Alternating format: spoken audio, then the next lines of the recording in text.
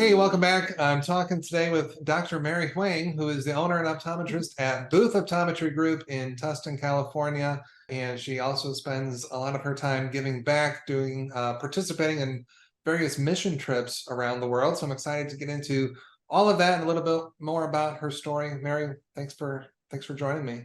Yeah, hi. Thanks for having me. I'm very honored. Yeah, you bet.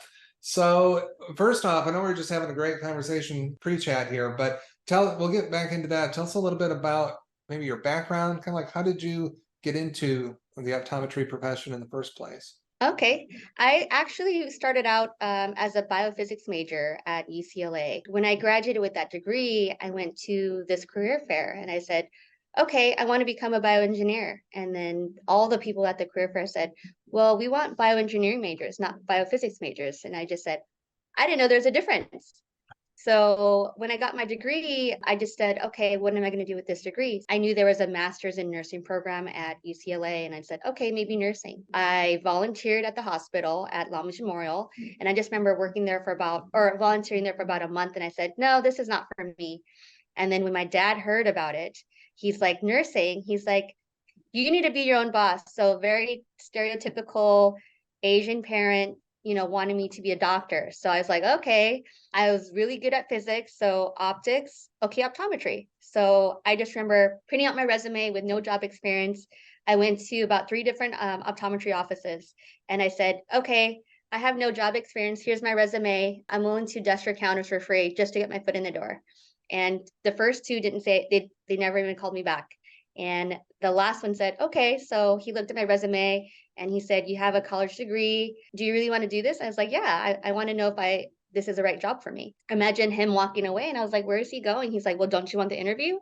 He ended up being the doctor. So he interviewed me that day. He hired me that day. And I basically worked there. I worked there that like a couple days later. So that was in 2010. So I worked there. And about a year later, he said, hey, don't you want to go to optometry school? I was like, yeah. He's like, go take your OETs, go to optometry school and then come back as a doctor. So that's exactly what I did. His name is Dr. Gottlieb in Lakewood, California. He was basically the doctor that inspired me and made me the person that I was. Even him, he was saying, hey, this is going to be your career for the rest of your life. You need to network and get yourself out there. So I actually became AOA trustee and that's where I went. I met all of these colleagues and oh my gosh, it just opened a whole world of networking and just putting yourself out there. And again, I had no friends at UCLA. I was very closed off. And now it's funny because I always say this, I always say that not very social, but I force myself to be. So when people that know me are hearing this, they're just like, no way, she's not like that at all. But I had to force myself to do that. You really have to make yourself uncomfortable in order to like be who you want to be. Anyway, so again, come back as a doctor. I started working for him. So going back to why I'm here at Booth Optometry Group, when I worked for him, he was saying, hey, do you want to partner with me? But I just felt like there were more opportunities out there. I ended up working at another office, Dr. Goldstone. Again, amazing office, has a couple of offices in Southern California. But then I also started working at Costco. So when I worked at Costco, imagine I was just like, wow, this doctor is really doing it. He's having multiple exam lanes. He's just doing exams only, doesn't have to worry about overhead.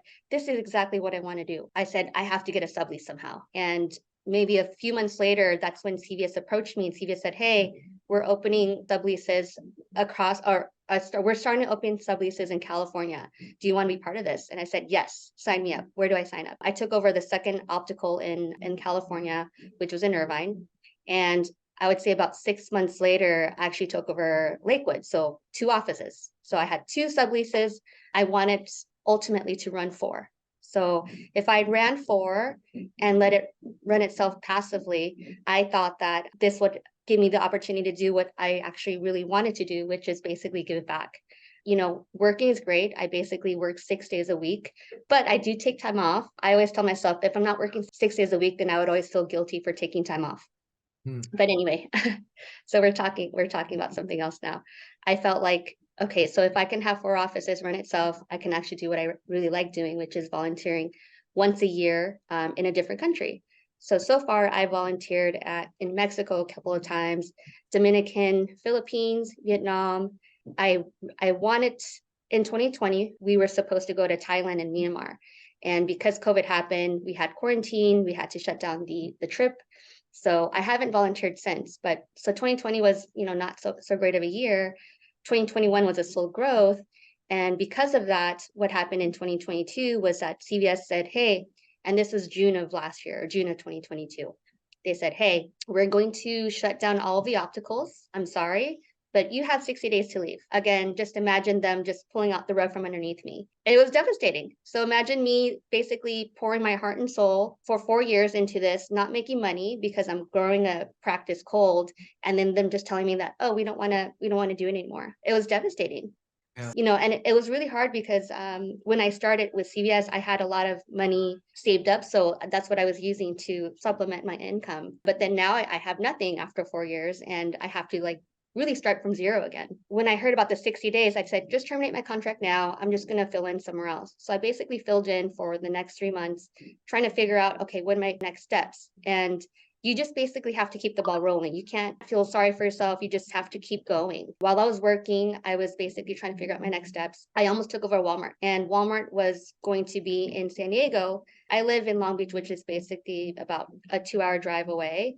And that meant, as a single mom, that I would have to take my son, who's in high school, to a different high school. He's a smart kid. He's in a STEM school right now. I didn't want him to mess up his education. I applied to Walmart. They wanted me right away. But then I said, okay, do I really want to be part of a corporate again where they could potentially just take away my contract anytime they felt like it? So I said, no, I'm not doing this, and I don't want to move. I looked up offices for sale inside or in Southern California.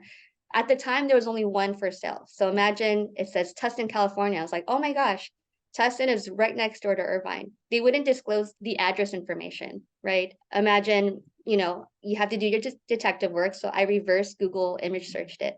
So when I reverse Google image searched that picture of the exam room, I saw that it was only 10 minutes down from my office. So I said, I have to have that office. I'm gonna do everything in my power to get that office. So yeah, I did everything in my power to get it. Even the leasing company gave me a hard time. They told me, hey, we don't want to continue your contract. We want more money. So it's a lot of negotiations. I had advisors on my side, but we finally did it. I am a practice owner after all of that. I'm finally a practice owner as of October of 2022. Even now, it's a struggle. It's still definitely a struggle because even my parents are like, are you sure you want to do this? Are you sure you can just be an employee?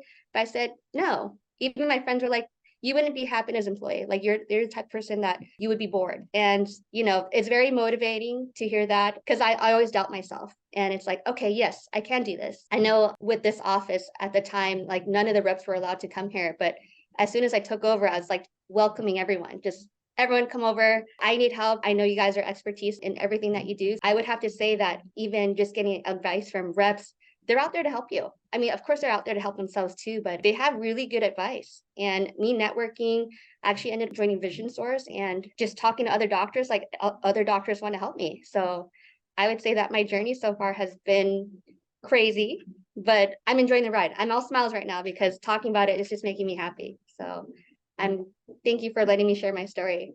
Yeah, you bet. Well, thanks for sharing it. I mean, it's incredible amount of, resilience and resourcefulness, searching that image and figuring out that was something that you really, could and wanted to pursue, right? Because Yeah. otherwise it may have, who knows what may have happened, right? You may have decided to, or you may have passed it by thinking that you still would have had to move or something like that. No, that's incredible. And it sounds like too, you're a practice owner and you've Mhm. done the big thing, which is found a community and a network of folks that my experience has always been, once you find that community, they are the right community will do exactly that. They work to Yeah. lift each other up because they know that, rising tide lifts all boats, right? So that's part of that abundant thinking that we love to hear about so much. The name of the show, right? That's part of it. It's the fact that you're not all competitors. This is not a zero-sum game.